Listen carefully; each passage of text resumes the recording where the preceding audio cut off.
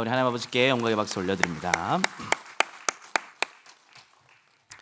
하나님 말씀 보겠습니다. 하나님의 말씀은 디모데전서 6장 11절에서 16절 말씀입니다. 성취될 하나님의 약속의 말씀입니다. 디모데전서 6장 11절에서 16절 말씀입니다.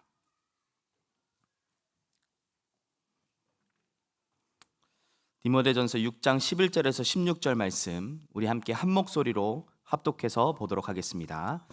오직 너 하나님의 사람아, 이것들을 피하고 의와 경건과 믿음과 사랑과 인내와 온유를 따르며 믿음의 선한 싸움을 싸우라. 영생을 취하라. 이를 위하여 내가 부르심을 받았고 많은 증인 앞에서 선한 증언을 하였도다. 만물을 살게 하신 하나님 앞과 본디오 빌라도를 향하여 선한 증언을 하신 그리스도 예수 앞에서 내가 너를 명하노니 우리 주 예수 그리스도께서 나타나실 때까지 흠도 없고 책망받을 것도 없이 이 명령을 지키라. 기약이 이르면 하나님이 그의 나타나심을 보이시리니 하나님은 복되시고 유일하신 주권자이시며 만왕의 왕이시며 만주의 주시오. 오직 그에게만 죽지 아니함이 있고 가까이 가지 못할 빛에 거하시고 어떤 사람도 보지 못하였고 또 볼 수 없는 이시니 그에게 존귀와 영원한 권능을 돌릴지어다. 아멘. 네, 한 주간 영적인 눈으로 실상을 보라라는 우리 강단의 말씀으로 우리가 인도를 받고 있습니다. 오늘 말씀을 듣는 가운데 영적인 눈이 열림으로 말미암아 하나님이 우리에게 주신 응답과 축복들을 실제로 확인하고 또 우리의 모든 상황들과 일들과 환경들이 전부 언약의 성취의 여정임을 발견하는 은혜 가운데로 들어가시기를 예수님의 이름으로 축복합니다. 대부분 많은 사람들이 육신의 눈을 가지고 살아가기 때문에 그냥 당장 눈에 보이는 것, 또 일어나는 일들과 사건들, 거기에 휩쓸려서 그것을 기준하여서 모든 것을 생각하고 말하고 판단하며 살아갑니다. 구원받은 하나님의 자녀도 이 영적인 눈이 열려지지 않으면 결국은 하나님의 말씀을 들어도 전부 육신적으로 해석하게 되어 있고 하나님의 응답의 역사는 보지 못하고 그냥 눈앞에 일어나는 일들에 매여서 그것이 전부인 줄 알고 그것을 따라서 살아갈 수밖에 없게 된다는 사실을 우리는 확인할 수 있습니다. 유대인들은 하나님의 말씀을 들었음에도 불구하고 그리스도께서 눈앞에서 하나님의 일을 보여주셨음에도 불구하고 영적인 눈이 열리지 않아 눈에 보이는 현상으로 그리고 율법으로 오히려 율법의 주인 되시는 예수 그리스도를 정죄하고 판단하는 모습을 우리는 확인할 수 있었습니다.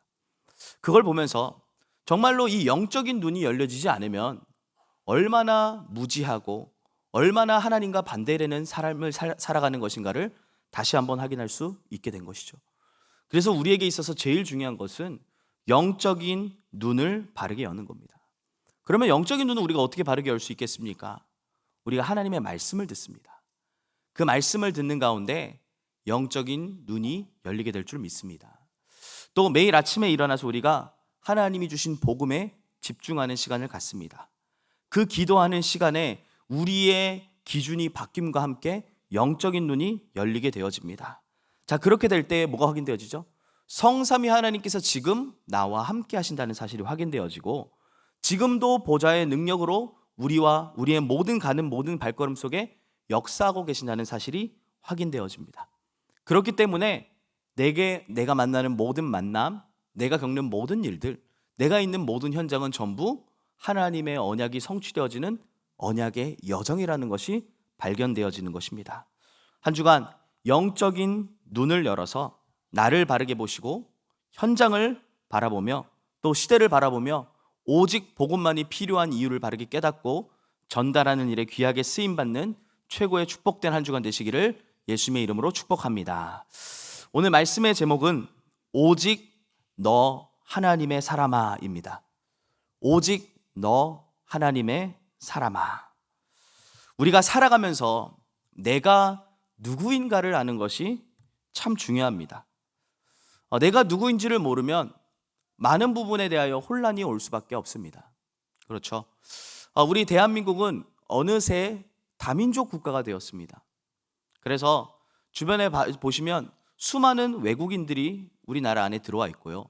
또 그 외국인들과 또 한국인들이 혼혈되어서 아이를 낳은 제3문화권에 있는 TCK 자녀들도 우리가 많이 볼 수 있습니다. 근데 그 TCK 아이들이 성장하면서 한 번쯤은 겪는 것이 바로 정체성에 대한 혼란입니다. 나는 왜 이 나라에서 태어났으며 왜 우리 부모님은 외국인이고 또 나는 한국말밖에 할 줄 모르는데 나의 외모는 왜 외국인의 모습을 하고 있지? 그런 정체성의 혼란을 겪습니다. 자기가 누구인지에 대해서 명확하게 확인되어지지 못하면 많은 부분에 방황을 할 수밖에 없고 많은 부분에 혼란을 겪을 수밖에 없게 되는 것입니다. 그래서 많은 사람들이 자신의 정체성을 주변의 사람의 말로부터 또 책에서부터 또는 자기의 선생님으로부터 얻으려고 찾으려고 하고 있습니다. 그래서 세상도 그렇게 말하지 않습니까? 너 자신을 찾아라. 너 자신의 참된 주인을 알아야 된다. 그렇게 얘기합니다. 근데 그게 맞습니까? 계속해서 나 자신을 찾으려고 몸부림치고 그 속에 깊이 들어가는데 결국은 나의 참된 주인을 발견하지 못합니다. 왜 그렇죠? 내가 주인인 줄 알았는데 사단이 주인인 겁니다. 내가 주인인 줄 알고 내가 나를 잘되게 하기 위해 온갖 몸부림을 쳤는데 오히려 더 불행해질 수밖에 없게 되는 겁니다. 왜 그렇습니까? 우리의 정체성을 바르게 깨닫지 못한 결과입니다. 우리는 우리를 만드시고 우리 생사화복의 주관자 되시는 절대 주권자인 하나님께로부터 온 정체성을 찾아내야 되는 것입니다. 그래서 이사야서 43장 1절에는 하나님께서 우리에게 이렇게 말씀합니다. 야곱아, 너를 창조하신 여호와께서 지금 말씀하시느니라. 이스라엘아, 너를 지으신 이가 말씀하시느니라. 너는 두려워하지 말라. 내가 너를 구속하였고 내가 너를 지명하여 불렀나니 너는 내 것이라. 그것이 바로 우리의 정체성입니다. 우리는 하나님이 선택하여서 부름받은 자들입니다. 우리는 하나님의 소유입니다. 하나님의 거룩한 백성인 것입니다. 그래서 오늘 이 본문을 기록한 이 저자 바울은 자신이 가장 사랑하는 아들이라고 표현하고 있는 제자 디모데에게 이 편지를 전달하면서 반드시 잊지 말고 기억해야 될 정체성에 대하여 당부하고 있는 것입니다. 오직 너 하나님의 사람아. 오늘 우리가 붙잡고 가야 될 정체성이 바로 이것입니다. 왜 이렇게 기록했습니까? 이 시대가 어떤 시대였는지에 대한 배경을 우리가 먼저 확인해야 되겠습니다. 이 시대는 온갖 거짓 선지자들이 일어나서 틀린 교훈을 말하고 다른 복음을 말하여 복음의 본질을 계속해서 어지럽히고 있는 그런 시대였습니다. 그런 상황이었습니다. 그런 가운데 사람들이 그 말을 듣고 계속해서 흔들리고 복음 받은 하나님의 자녀조차도 그 부분에 대해서 계속해서 흔들리고 있기 때문에 이 전도자 바울은 디모데에게 신신당부하면서 그런 사람들의 말과 틀린 교훈에 흔들리지 말고 먼저 네가 누구인지 어떤 자로 부름받았는지에 대한 올바른 정체성을 가지고 이 모든 것들을 넘어서라라고 당부하고 있는 것입니다. 지금 시대가 어떤 시대입니까? 온갖 거짓 뉴스가 난무하는 시대입니다. 잘못된 지식들이 흘러넘치는 시대입니다. 틀린 복음이 가득한 세상과 현장입니다. 그래서 오늘 이 말씀을 통하여 내가 누구인지를 바르게 깨닫고 내가 어떤 신분을 가졌고 어떤 권세를 가졌으며 어떤 자리에 어떤 사명을 감당해야 될 것인가에 대한 정확한 해답을 발견하고 돌아가시기를 예수님의 이름으로 축복합니다. 그러면 우리가 붙잡고 가야 될 정체성 무엇입니까? 가장 먼저는 나는 오직 하나님의 사람이라는 것입니다. 나는 오직 하나님의 사람입니다. 그래서 오직 하나님의 사람으로서 이 전도자 바울은 디모데에게 이렇게 얘기합니다. 피할 것과 따를 것과 취할 것이 따로 있다, 이렇게 말씀합니다. 먼저 무엇을 피해야 됩니까? 세상의 흐름을 피하는 자가 바로 오직 하나님의 사람이라는 겁니다. 지금 세상은 나 중심으로 전부 모든 사람들이 그 흐름을 따라 살아가고 있습니다. 하나님께서 첫사람 아담과 하와를 창조하시고 하나님의 말씀과 함께 살아가도록 그렇게 창조하였습니다. 그런데 하나님의 말씀을 놓친 그 결과로 인하여 결국 나 중심이 되었습니다. 하나님의 말씀보다 내 생각을 따라, 내가 원하는 것을 따라 내 기준에 맞는 것을 붙잡고 살아가게 된 것입니다. 그래서 그것을 보고 교만이라고 하는 겁니다. 다른 것이 교만이 아니라 하나님의 말씀 없이 내 생각대로, 내 방법대로 내 인생을 내가 주인이라고 착각하며 살아가는 그것이 바로 교만입니다. 원래부터 내가 주인이 아닌데 내가 주인인 행세를 하고 다니는 겁니다. 원래부터 내 인생은 내가 책임질 수 없는데 내가 책임질 수 있을 것처럼 착각하며 살아가는 겁니다. 그로 말미암아 어떻게 됐습니까? 완전히 사단이 만들어 놓은 운명 가운데, 함정 가운데, 저주 가운데 빠지게 된 것입니다. 그런 흐름들이 지금도 세상에 가득 차 있습니다. 많은 사람들이 나를 기준하여 살아갑니다. 많은 사람들이 말씀을 들을 때도 내 기준에 맞는 말씀만 쫓아갑니다. 대부분 사람들이 응답이라고 결론 딱 내리는 것은 나에게 좋은 것이면 응답이고 나쁜 것이면 응답 아니야, 이렇게 착각합니다. 전부 내 기준 아닙니까?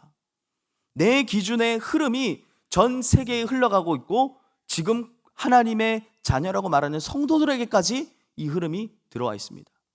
그래서 제일 먼저 피해야 될 것이 무엇이냐? 이 나 중심의 흐름에서 먼저 벗어나라는 거예요. 하나님의 말씀이 내 안에 남아있지 않으면, 하나님의 역사가 내 안에 확인되어지지 않으면 결국은 나 중심으로 갈 수밖에 없어요. 우리 인생은 내가 생각한 대로, 내가 계획한 대로, 내가 기준한 대로 그 흐름을 따라갈 수밖에 없어요. 그래서 그 흐름에서 벗어나서 오직 하나님의 사람과 같이 하나님의 말씀을 따라 살아갈 것을 신신당부하고 있는 겁니다. 그리고 우리는 무엇을 피해야 되죠? 똑같이 세상의 흐름이 지금도 물질 기준돼서 물질 중심이 되어 살아가고 있습니다. 오늘 읽진 않았지만 디모데전서 6장 10절에는 말씀하고 있습니다. 돈을 사랑함이 일만 악의 뿌리가 되나니. 돈을 사랑하는 것부터 모든 것에 악이 시작된다는 것을 말하고 있는 겁니다. 많은 사람들이 지금 물질의 노예가 되어서 살아가고 있습니다. 살아가는 이유가 돈을 벌기 위함이고요. 공부하는 이유가 돈을 벌기 위함이고요. 좋은 직장, 좋은 곳에, 좋은 대학 가기 위한 이유가 돈을 벌기 위함이에요.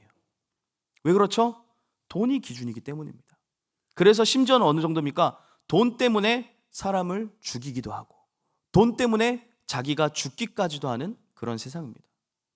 여러분, 모든 물질의 주인이 누구십니까?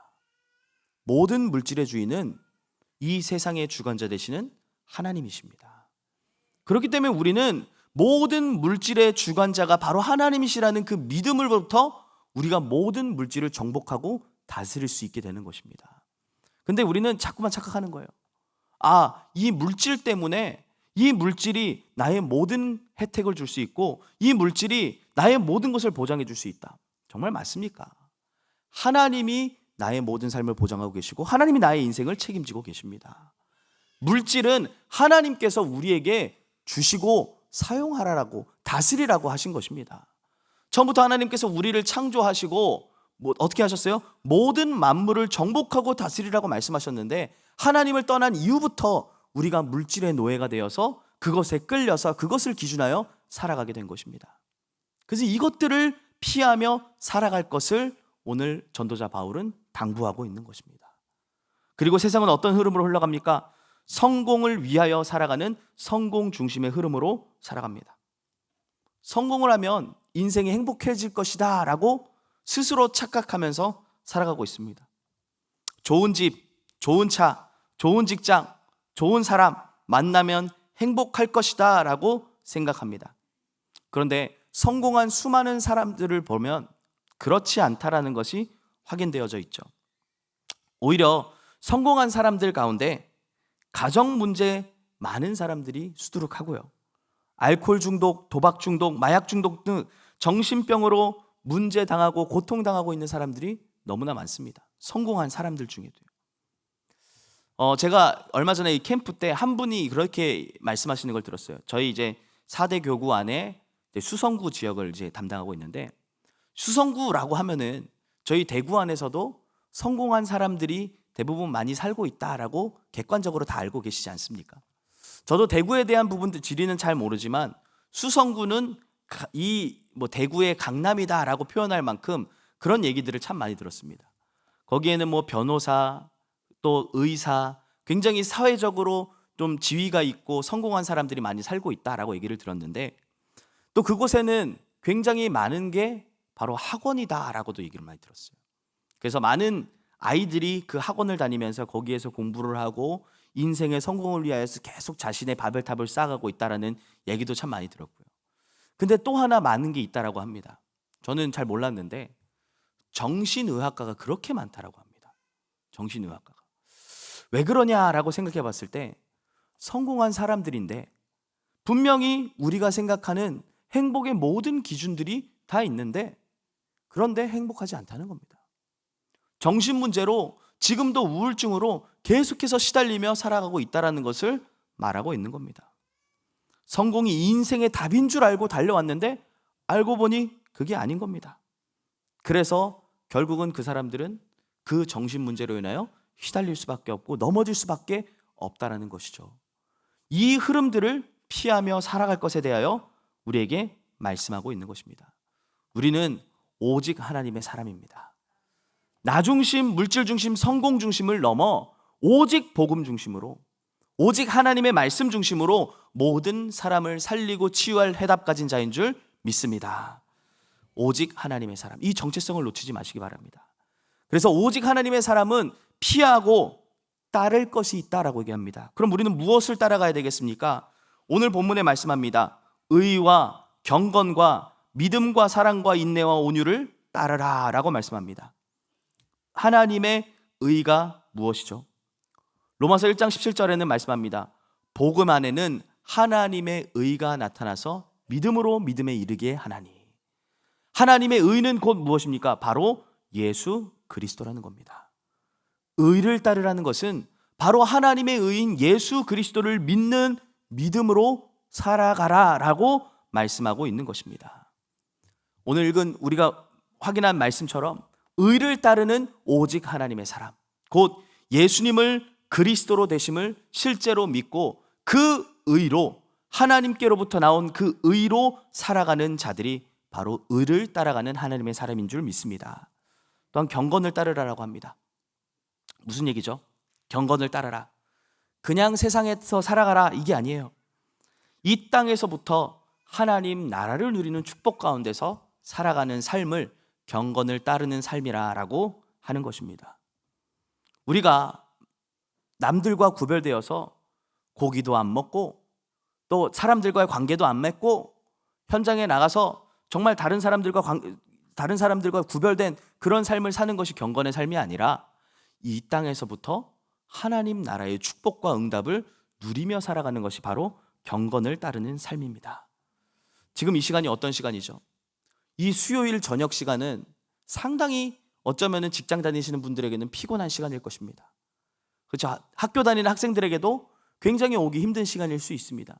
그런데 우리가 이 수요일 저녁에 이 자리에서 예배하고 있습니다. 왜 그렇습니까? 바로 예배하는 이 시간이 바로 하나님의 나라를 누리는 최고의 시간임을 알기 때문인 것이죠. 예배하는 이것이 바로 경건을 따르는 최고의 응답의 시간입니다. 또 우리가 아침에 눈을 떠서 제일 먼저 뭐 하십니까? 아침에 눈을 떠서 우리는 기도로 성삼위 하나님이 우리에게 주신 7가지 망대를 세웁니다. 또 우리가 걸어가야 될 7 여정을 확인합니다. 우리가 응답으로 드려야 될 7 이정표를 확인합니다.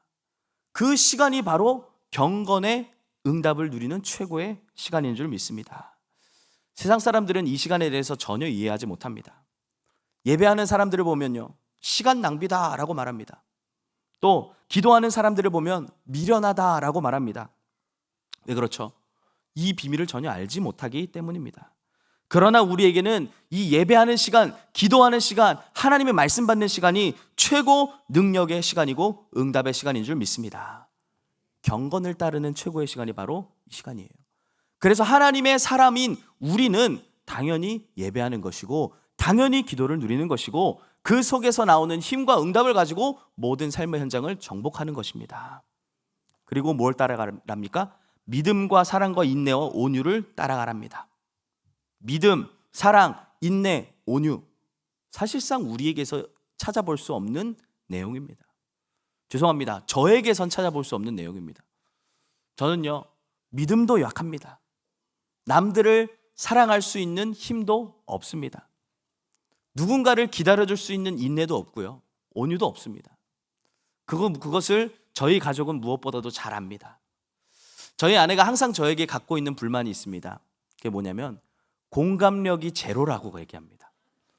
저는 저희 아내가 무슨 얘기를 하면 그 부분에 대해서 공감을 잘 못합니다. 그럼 막 주저리 하루 동안에 있었던 일들을 얘기하면 아, 그랬구나, 그게 끝이에요. 사실 반응이 없어요. 그래서 오죽하면 저보고 컴퓨터냐라고 물어볼 정도로 저는 참 마음을 넓게 쓰지도 못하고 온유하지도 못합니다. 또 저희 아이들이 막 잘못하는 모습을 보면요, 기다려주질 못해요. 제가 참 저희 아이들이 막 좀 장난칠 수도 있고 막 그 어린 아이들이 막 식당에서 돌아다닐 수 있잖아요. 근데 그 모습을 보면요, 막 참지 못하고 아이들한테 이렇게 화도 내고 혼내기도까지 하고 막 그럽니다. 그만큼 저에게서는 믿음, 사랑, 인내, 온유 찾아볼 수 없는 덕목이에요. 근데 하나님이 그래서 우리에게 뭘 약속하셨냐? 성령을 보내시겠다고 약속하셨습니다. 갈라디아서 5장에는 말씀하죠. 성령의 열매는 사랑과 희락과 화평과 오래 참음과 자비와 양성, 충성, 온유, 절제다 말씀합니다. 하나님의 사람인 우리가 따라가야 될 것은 무엇이냐? 아, 내가 믿어야지 해서 믿어지는 게 아니에요. 내가 이웃을 사랑해야지 해서 사랑해지는 게 아닙니다. 내가 오래 참아야지 해서 참아줄 수 있는 게 아니에요. 모든 사람을 수용해야지 라서 수용할 수 있는 게 아니에요. 그래서 하나님 약속하신 것이 있어요. 오직 성령이 너에게 임하시면, 성령께서 우리에게 임하심으로 말미암아 우리가 예수를 그리스도로 믿을 수 있게 되는 것이고, 성령께서 우리에게 임하심으로 말미암아 모든 사람을 사랑할 수 있게 되는 것이고, 이해할 수 있게 되는 것이고, 초월할 수 있게 되는 것입니다. 그로 말미암아 우리가 땅끝까지 증인될 수 있게 되는 것입니다. 그래서 오직 너 하나님의 사람아, 무엇을 따르라는 겁니까? 오직 그리스도를 믿는 믿음으로 하나님의 의를 따르는 자가 오직 하나님의 사람입니다. 오직 하나님 나라를 누리는 삶을 통해서 경건의 역사를 따르는 자가 바로 하나님의 사람인 것입니다. 오직 성령의 열매로 믿음, 사랑, 인내, 온유를 따르는 자가 바로 하나님의 사람인 것입니다. 그리고 세 번째로, 오직 하나님의 사람이란 말은 말 그대로입니다. 성삼위 하나님께서 함께 하셔서 모든 삶을 인도하시고 주관하시는 사람을 보고 하나님의 사람이라고 말씀합니다. 지금도 하나님께서 우리에게 말씀으로 모든 걸음 하나하나를 인도하고 계신 줄 믿습니다. 성삼위 하나님께서는 말씀의 성취를, 말씀의 언약을 붙잡은 하나님의 백성들에게 지금도 역사하고 계시는 것입니다. 그래서 우리의 여정이 어떤 여정이에요? 언약의 여정이라고 얘기하는 겁니다. 우리의 걸음을 통해 하나님의 말씀이 성취될 것이기 때문에. 오늘 우리가 마지막에 찬양했던 것처럼요, 우리가 전하는 이 복음이 어디로야? 우리의 걸음을 통해서 이루어질 것에 대하여 우리는 언약의 백성이다 고백하지 않았습니까? 그게 바로 우리의 정체성이라는 것입니다. 그리고 성삼위 하나님께서 함께하는 사람들의 발걸음을 통해서 어떤 역사요? 그리스도께서 지금도 이뤄나가신 구원의 역사가 일어나고 있는 것입니다. 그래서 우리가 사모를 하는 거예요. 왜요?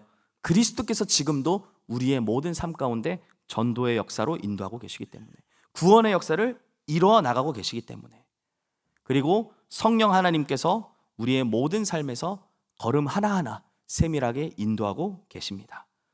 이런 사람이 바로 오직 하나님의 사람인 줄 믿습니다. 이런 정체성을 놓치지 마시기를 바랍니다. 두 번째로, 우리의 정체성은 오늘 본문에서 말씀하고 있듯이 믿음의 선한 싸움을 하는 사람입니다. 믿음의 선한 싸움을 하는 것이 우리의 정체성입니다. 오늘 본문 디모데전서의 저자 바울은 자신의 마지막 때를 놓고 이렇게 말합니다. 디모데후서 4장 4절에 말씀하고 있죠. 나는 선한 싸움을 싸우고 나의 달려갈 길을 마치고 믿음을 지켰으니. 이게 무엇을 말하는 거죠? 사람들의 이런저런 말들과 핍박과 어려운 환경 가운데서도 이 복음을 지키고 복음을 남기는 싸움을 끝까지 싸웠다라는 것입니다. 대부분의 사람들이 왜 교회를 다니면서도 흔들리고 계속해서 방황하며 살아갑니까? 자신의 환경 때문일 겁니다. 또 이런저런 사람의 말 때문일 겁니다. 또 들려오는 여러 가지 소문에 의하여서 시험 들고 또 그것을 실제로 믿고 살아가기 때문입니다. 한번 생각해 보시기 바랍니다. 우리가 받은 구원이 어떤 구원인지, 우리가 어떻게 해서 구원을 받았는지 한번 생각해 보시기 바랍니다. 또 한번 생각해 보셨으면 좋겠습니다. 우리가 걸어온 이 전도 운동이 어떤 응답의 역사였는지. 다락방 전도운동 1세대 목사님들께서 교단에서 제명을 당하고 쫓겨나면서까지 지키신 이 복음운동입니다. 우리의 노력과 방법과 열심으로 인하여서 얻어진 그 복음운동이 아니라, 그 복음이 아니라 하나님의 은혜 가운데서, 하나님의 정확한 시간표에서 이 축복된 성경적 전도운동, 복음운동의 대열 속에 우리 개인과 우리 가정과 가문과 또 우리 교회를 부르신 줄 믿습니다. 우리가 수도 없이 고백하지 않았습니까? 어느 날 나는 알았네, 주가 그리스도 되심을.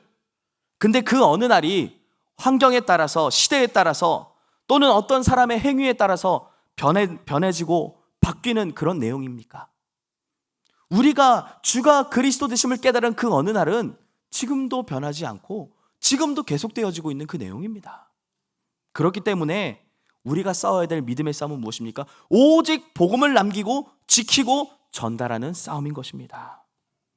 하나님께서 우리에게 주신 복음은 영세 전부터 우리에게 주시기로 작정하신 복음이고, 정확한 시간표에 따라 우리에게 나타내신 복음이고, 세세 무궁토록 있을 복음입니다.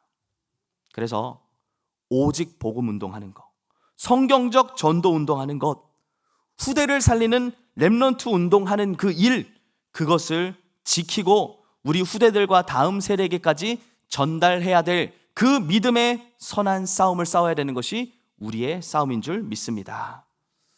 사단의 제1 공격 대상이 어디라 생각하십니까? 저는 아무리 생각해봐도 이 대구 안에서 어디 한 곳을 지정해서 공격해야 된다고 하면 하나교회일 겁니다. 당연하겠죠. 왜요? 오직 복음운동하는 교회이기 때문에. 우리가 늘 마음 담고 기도하는 내용이 뭡니까?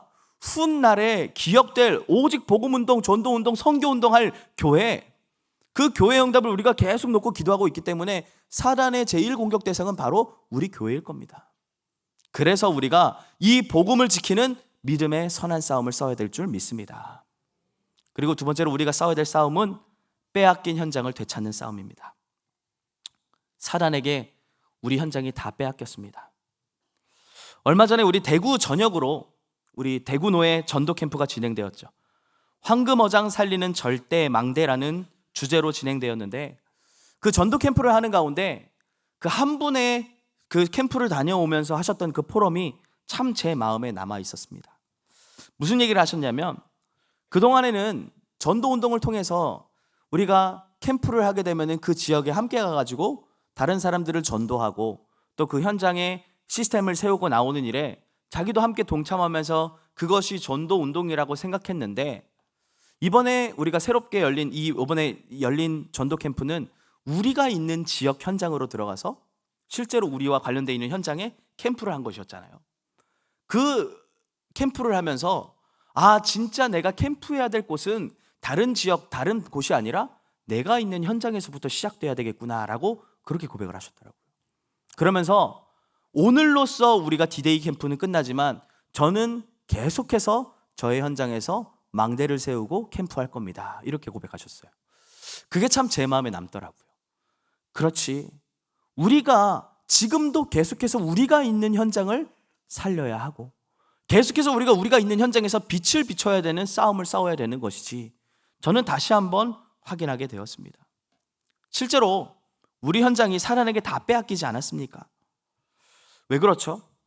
하나님이 우리에게 맡기신 그 현장에서 우리가 파수꾼의 사명을 감당하고 있지 못하기 때문에 우리 지역이, 우리 후대가, 경제와 문화가 전부 사단에게 빼앗겨 버린 겁니다.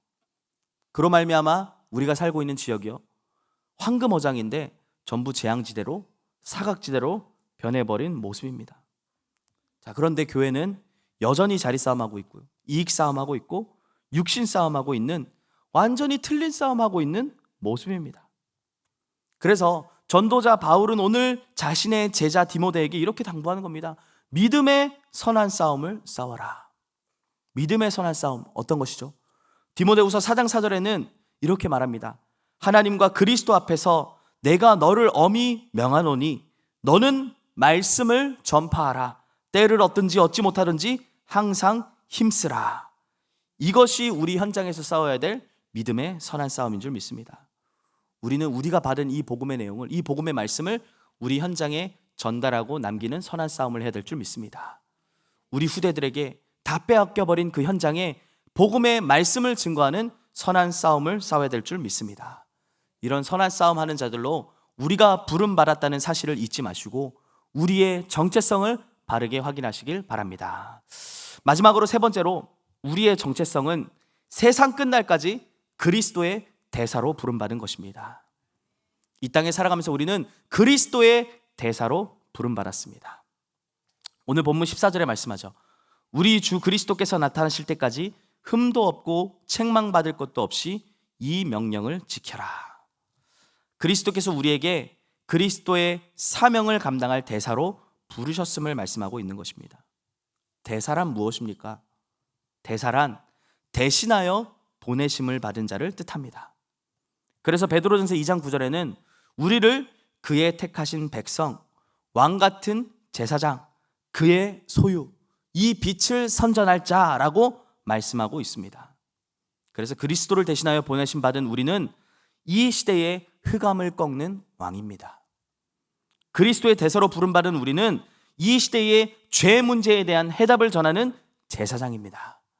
그리스도의 대사로 부름받은 우리는 하나님 만나는 길을 안내하는 선지자입니다.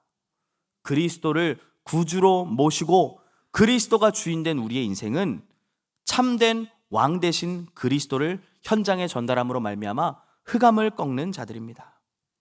그래서 흑암을 꺾는 왕으로 우리 현장에서 모든 저주와 재앙을 무너뜨리는 일에 귀하게 쓰임 받으시기를 바랍니다. 또 우리는 그리스도를 우리 마음에 모신 우리는 죄 문제의 해답을 전달하는 제사장입니다. 지금도 많은 사람들이 죄 문제 해결할 답이 없어서 여전히 죄 가운데 죄의식 속에서 그 죄로 말미암아 다가오는 재앙을 막지 못해서 살아가고 있습니다. 죄 문제의 해답은 오직 예수 그리스도입니다. 이는 그리스도 예수 안에 있는 생명의 성령의 법이 죄와 사망의 법에서 너를 해방하였습니다. 이것이 죄 문제에 대한 해답입니다. 또 우리는 하나님 만나는 길을 몰라 방황하고 있는 많은 사람들에게 하나님 만나는 길을 안내할 선지자입니다. 성경에는 시대마다 이스라엘 백성들에게 길을 안내해 줄 수 있는 선지자를 세웠습니다. 자, 그런데 사람들은 그 말씀을 듣지 않고 전부 무엇을 따라갔죠? 자기의 소견을 따라 살아간 기록을 담고 있습니다. 그로 말미암아 온 재앙, 유리방황, 또 큰 문제들, 후대들이 오히려 완전히 무너지는 그 결과, 왜 그렇죠? 하나님 만나는 길을 놓쳤기 때문입니다. 그래서 하나님이 우리를 이 시대에 길을 안내할 선지자로 부르셨습니다. 하나님 만나는 오직 한 길, 예수 그리스도. 인생의 참 해답과 행복의 오직 한 길, 예수 그리스도. 그 길을 전달할 자로 귀하게 쓰임 받으시길 예수님의 이름으로 축복합니다. 그럼 언제까지 우리가 이 사명 감당하면 됩니까? 그리스도께서 나타나실 때까지입니다. 그리스도께서 나를 부르실 때까지입니다. 오늘 우리 찬양대가 고백했던 찬양처럼 이 그리스도의 이름을 전파하기 위하여 우리는 나의 생명조차 조금 더 귀한 것으로 여기지 아니합니다 라고 고백하며 이 사명을 감당해야 될 줄 믿습니다. 말씀을 맺겠습니다. 우리에게 올바른 정체성이 회복되면 반드시 세 가지가 회복됩니다. 정체성이 회복되어짐에 따라 그 정체성에 따라오는 권세가 회복되어집니다. 하나님은 하나님의 자녀에게 최고의 권세를 주셨습니다.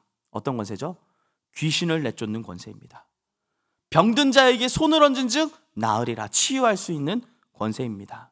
내 이름으로 기도하면 내가 들으리라, 기도 응답의 권세입니다. 이것은요, 무엇에 따라요? 정체성이 회복되어짐에 따라 권세는 회복되어지게 되어 있어요. 내가 누구인지를 바르게 안다면 우리는 그 권세를 사용할 수 있게 되는 겁니다. 우리 사랑하는 성도님들은 구원받은 하나님의 자녀입니다. 이 시대의 하나님의 사람입니다.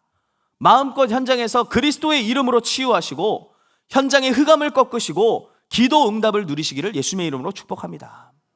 두 번째로 우리의 정체성이 회복되어짐에 따라 따라오는 응답도 달라지게 되어 있습니다. 많은 사람들이 착각합니다. 내가 기도 많이 하기 때문에 응답이 된다.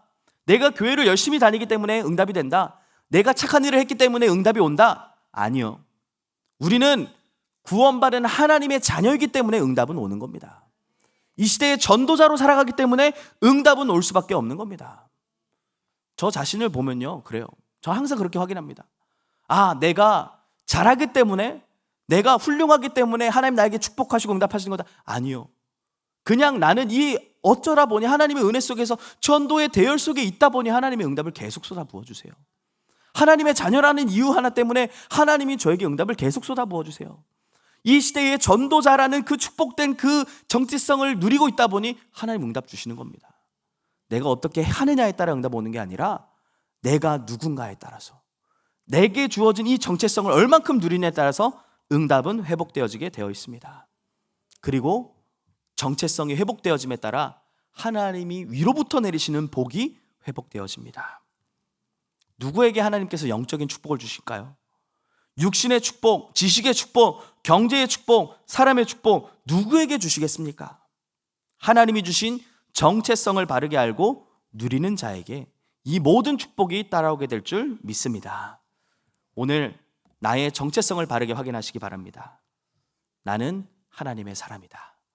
나는 이 시대의 믿음의 선한 싸움을 싸울 영적 군사다. 나는 이 복음을 끝까지 지키고 이어나갈 그리스도의 대사다. 이 올바른 정체성을 바르게 확인하셔서 하나님이 주시는 모든 응답과 축복을 누리며 현장을 살리는 주역들 되시기를 예수님의 이름으로 축복합니다. 기도하겠습니다. 하나님 은혜에 감사를 드립니다. 오직 너 하나님의 사람아, 우리의 정체성을 바르게 알고 세상의 흐름을 벗어나 하나님이 우리에게 주신 의와 믿음과 온유를 따라, 경건을 따라 살아갈 수 있도록 하나님이 주신 최고의 응답을 확인하게 하심에 감사를 드립니다. 날마다 우리가 믿음의 선한 싸움을 하며 그리스도의 대사의 사명을 감당할 수 있도록 역사하여 주시옵소서. 예수 그리스도의 이름으로 기도합니다. 아멘. 이제는 만왕의 왕이신 우리 주 예수 그리스도의 은혜와 하나님 아버지의 극진하신 사랑하심과 성령 하나님의 내주 인도 역사 충만케 하심이 오직 너 하나님의 사람아, 하나님이 주신 이 정체성을 붙잡고 현장에서 믿음의 선한 싸움을 싸우며 그리스도의 대사로 사명을 감당하며 모든 현장과 시대를 살리기를 소원하는 사랑하는 주의 백성들 머리 위에, 그들이 가는 모든 현장 위에 이제로부터 영원토록 함께 있을지어다. 아멘.